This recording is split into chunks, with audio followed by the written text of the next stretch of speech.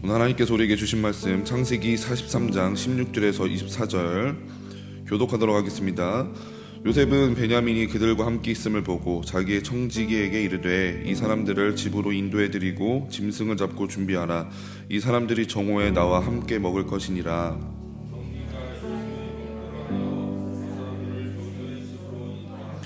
그 사람들이 요셉의 집으로 인도되매 두려워하여 이르되 전번에 우리 자루에 들어있던 돈의 일로 우리가 끌려드는도다.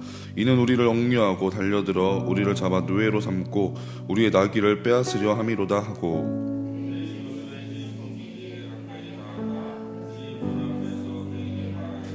이르되 내 주여 우리가 전번에 내려와서 양식을 사가지고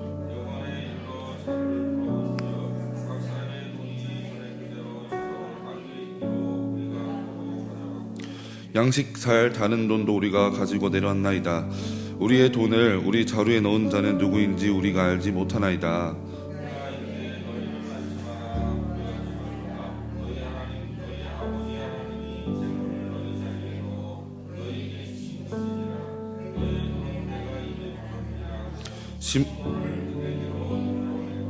그들을 요셉의 집으로 인도하고 물을 주어 발을 씻게 하며 그들의 나귀에게 먹이를 주더라. 아멘. 할렐루야. 오늘도 주님 앞으로 나오신 우리 성도님들을 주님의 이름으로 축복합니다. 오늘 본문에서는 요셉의 형들이 두 번째로 요셉에게 찾아오는 그런 장면을 기록하고 있습니다. 그런데 처음이랑 인원이 조금 달라졌다는 거 여러분도 잘 아실 겁니다. 요셉이 처음에 제안한 대로 이제는 막내 베냐민도 함께 이제 오게 되는 장면입니다. 그런데 요셉의 제안에 따라서 베냐민을 데려오긴 했는데 형제들의 마음에는 여전히 걸리는 게 하나 있었습니다. 그게 무엇일까요? 바로 양식 자루에 그대로 들어 있었던 돈, 그것이 여전히 그들 마음에는 걸리고 있었던 겁니다. 요셉은 언제든지 그때 그 일을 떠올리면서 형제들을 도둑으로 충분히 몰고 갈 수 있는 상황이었습니다. 이런 생각이 형제들 마음에도 있다 보니까 아마도 형제들은 마음이 조마조마하고 두려운 마음들이 당연히 있을 수밖에 없었던 거죠. 근데 그때 어떤 일이 일어나는가? 17절에 보면 청지기가 요셉의 명대로 하여 그 사람들을 요셉의 집으로 인도하니, 안 그래도 무섭고 두려운 마음들이 있는데 요셉에게 신하가 자신들을 다른 것도 아니고 요셉의 집으로 인도하고 있는 겁니다.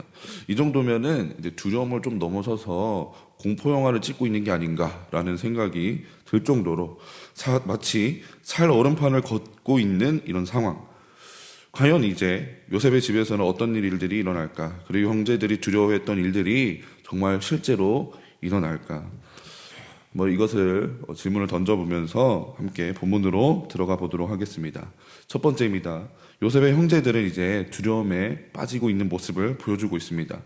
오늘 18절 상반절 말씀을 제가 읽어보면 그 사람들이 요셉의 집으로 인도됨에 두려워하여 이르되, 본문에 보면 형제들이 두려워하고 있음을 아주 분명하게 기록을 하고 있습니다. 자, 그런데 형제들이 두려움에 빠진 이유가 무엇일까요? 좀 전에 말씀드렸다시피 양식 자루에 들어있던 돈 때문에 형제들은 무서웠던 거예요. 처음에 양식을 얻기 위하여서 애굽에 방문을 했었는데 그때 양식을 잘 얻고 돌아가던 길에 어느 여관에 머물러서 이제 자게 되었었잖아요. 근데 거기서 형제 중 하나가 애굽에서 받아온 양식 자루를 한번 열어본 거예요. 그냥 무심코. 근데 충격적이게도 그 안에는 돈이 있었던 겁니다.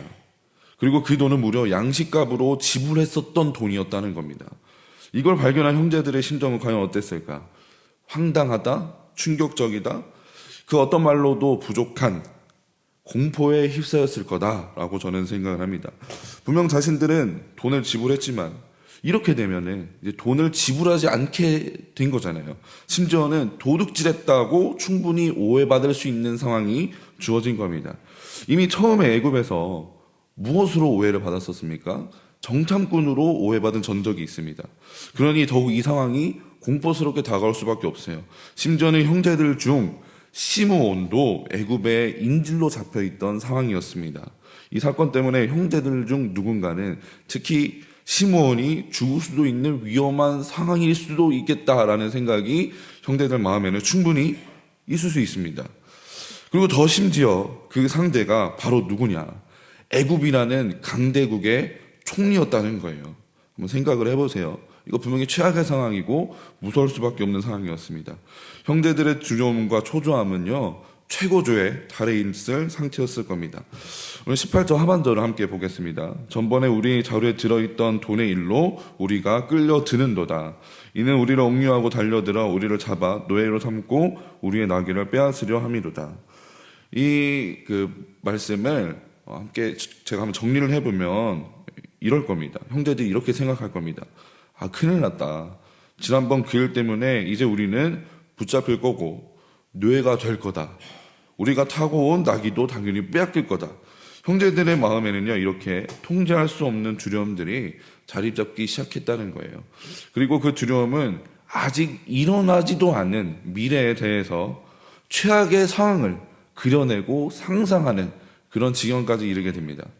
사실 앞으로 어떤 일이 일어날지는 아무도 모르는 거예요. 하나님 말고는 아무도 알 수 없었지만 그럼에도 불구하고 형제들은요, 부정적인 생각을 넘어서 최악의 상황을 이미 만들어내고 있었어요.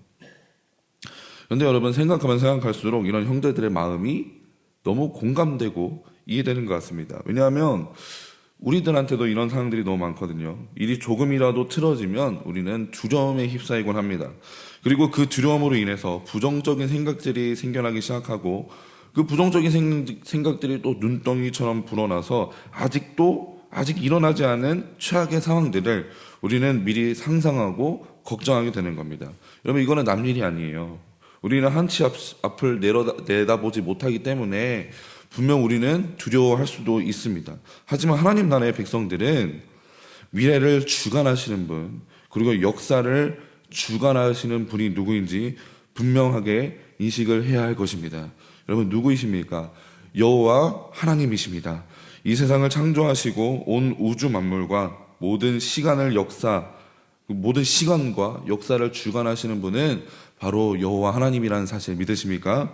따라서 우리는 앞으로 어떤 일이 일어나게 될 것이라는 사람의 예측 때문에 미리 두려워하고 미리 무서워하기보다는 시간의 주관자가 되신 하나님을 의지하면서 어떤 상황 속에도 하나님이 우리의 인생을 보살펴 주실 것을 믿고 나아가야 할 것입니다. 오늘도 두려움에 빠져 한 걸음도 내딛지 못하는 성도님들 있을 수도 있다고 생각합니다. 오늘 예배를 통해 그 모든 두려움들을 하나님 앞에 내려놓기를 주님의 이름으로 축복합니다. 하나님께서 신명기에서 또 이렇게 말씀하셨습니다. 신명기 3장 22절에 보면 너희는 그들을 두려워하지 말라. 너희 하나님 여호와께서 친히 너희를 위하여 싸우시리라. 아멘. 하나님은 우리에게 두려워하지 말라고 하셨습니다. 왜냐하면 하나님이 우리를 위하여서 친히 싸우고 계신다라고 말씀하셨기 때문입니다. 저와 여러분들보다 앞장서신 아버지 하나님을 바라보고 두려워하지 말고 담대하게 앞으로 나아가야 한다는 거예요. 여러분, 그분을 의지하면 나아가잖아요. 승리할까요? 패배할까요? 여러분, 하나님 사전에 패배가 있을까요? 없습니다. 그리고 하나님을 믿는 저와 여러분들의 사전에도 패배란 단어는 전혀 없다는 사실 항상 믿으면서 나아가길 축복합니다. 우리의 아버지 되신 하나님이 오늘도 우리의 인생의 선두에 서셔서 우리를 이끌고 계심을 믿고 모든 두려움과 모든 염려를 다 떨쳐버리고 승리하시게 주님의 이름으로 축복합니다. 두 번째입니다. 요셉의 형제들은 하나님의 은혜로 두려움에서 벗어나게 됩니다. 23절을 보면은요, 그가 이르되 너희는 안심하라, 두려워하지 말라. 너희 하나님, 너희 아버지의 하나님이 재물을 너희 자루에 넣어 너희에게 주신 것이니라. 너희 돈은 내가 이미 받았느니라. 아멘. 형제들은요, 그 요셉의 신하, 그 청지기가 사실 아무것도 묻지 않았는데 물어보지도 않은 자초지종을 자기들 스스로 막 떠들어대기 시작합니다. 저희가 훔친 게 아닙니다. 저희도 당황스러움을 뿌립니다. 여기 돈을 그대로 갖고 왔습니다. 왜? 무서우니까, 두려우니까 이렇게 알아서 묻지도 않았는데 설명하고 있는 겁니다. 형제들의 예측에 의하면 이제 무서운 형벌과 처벌들이 이제 자신들을 찾아와야만 합니다. 그런데 형제들의 그런 확신에 찼던 그런 예측들과는 다르게 위로하고 안심시키는 말들이 자신들한테 찾아왔다는 겁니다. 안심하라, 두려워하지 말라. 돈은 너희 하나님이 너희 자루에 넣은 것이다. 너희 돈은 우리가 이미 받았다. 여러분, 형제들이 논리적으로 말을 잘 했기 때문에 이런 좋은 결과가 나타나게 된 걸까요? 여러분, 그건 아닙니다. 형제들은요, 그저 자신들의 입장을 말했었을 뿐이에요. 이 일은 전적으로 하나님께서 도와주셨기 때문에 가능했습니다. 인간의 수고, 노력과는 상관없이 하나님이 전적으로 부어주시는 것을 우리는 무엇이라고 부릅니까? 은혜라고 부릅니다. 오늘 우리는 본문의 상황을 통해 은혜의 원리를 확실하게 발견할 수가 있습니다. 요셉의 형제들은 두려움 앞에서 그저 떨고 무서워할 그럴 뿐이었지만 형제들 앞에서 일하시는 하나님은요, 그 모든 두려움들을 덜어내시고 끊어내셨다는 겁니다. 더욱이 형제들의 마음속에 자리 잡혀 있던 그런 두려움은요, 생각보다 오래된 것이었습니다. 형제들이 양식을 구하러 처음 애굽 땅에 갔던 그때부터 그리고 이 순간까지 이 두려움은 매 순간 형제들을 괴롭히고 그들을 잠도 못 자게 하고 고통스럽게 만들어 왔습니다. 아무리 잊으려고 해도 잊혀질 수가 없었어요. 아무리 버텨보려고 해도 버텨지지도 않고 버려지지도 않는 그런 두려움. 하나님은 그 고질적인 두려움을 이 순간 아주 완벽하게 없애버리셨다는 겁니다. 여러분, 우리 마음속에도 분명 이런 두려움이 자리 잡아 있습니다. 내 힘으로는 떨쳐낼 수 없는 문제가 우리 마음을 무겁게 하는 경우 분명히 있습니다. 묵상을 하다 보니까 이런 두려움이 어디서부터 왔을까 생각을 하게 되더라고요. 형제들의 두려움은 여러분 무엇으로부터 시작되었습니까? 자신들의 생각으로 멋대로 자신들의 미래를 확정시켰기 때문에, 그거를 확신했기 때문에 이런 두려움이 생긴 겁니다. 미래에 대해서 마음대로 생각하고 미래에 대해서 마음대로 정하는 거. 여러분, 우리는 분명 미래의 주관자는 누구라고 말했습니까? 하나님이라고 우리는 늘 고백합니다. 사실 우리는 근데 너무나도 자주 자기 자신이 미래의 주관자라고 착각하며 살아가는 것 같습니다. 여러분, 결국 두려움은요, 하나님을 미래의 주관자로 인정하지 않은 결과다라고 말할 수 있을 것 같아요. 자신의 삶의 주인을 자기 자신으로 삶을 결과다라고도 우리는 말할 수 있습니다. 여러분, 결국엔 이 두려움은요, 불신이고, 그리고 이 두려움은 교만이라고도 우리는 말할 수 있는 거예요. 여러분, 어제 우리의 생각을 무너뜨리라고 제가 말씀을 전했던 것 같아요. 오늘도 마찬가지입니다. 우리에게 공포와 두려움을 가져다주는 인간의 생각, 우리의 판단을 이 시간 무너뜨리시길 주님의 이름으로 축복합니다. 모든 것을 무너뜨리시고 우리와 함께 하시고 우리를 인도하시는 주님의 사랑과 은혜를 오늘 예배를 통하여서 꼭 발견하시길 바랍니다. 신명기 7장 21절에 보면 이렇게 기록되어 있습니다. 너는 그들을 두려워하지 말라.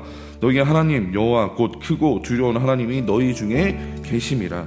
여러분, 크고 두려운 하나님이 우리와 함께 하신다고 했습니다. 그래서 두려워할 것은 우리가 아니라 세상이 두려워야 해야 합니다.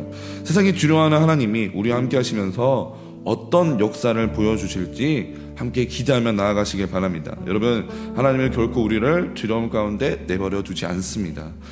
요셉의 형제들에게 임했던 하나님의 은혜가, 그리고 그 사랑이 오늘 저와 여러분들의 자리에도 풍성하게 부어지기를 주님의 이름으로 간절히 축복합니다.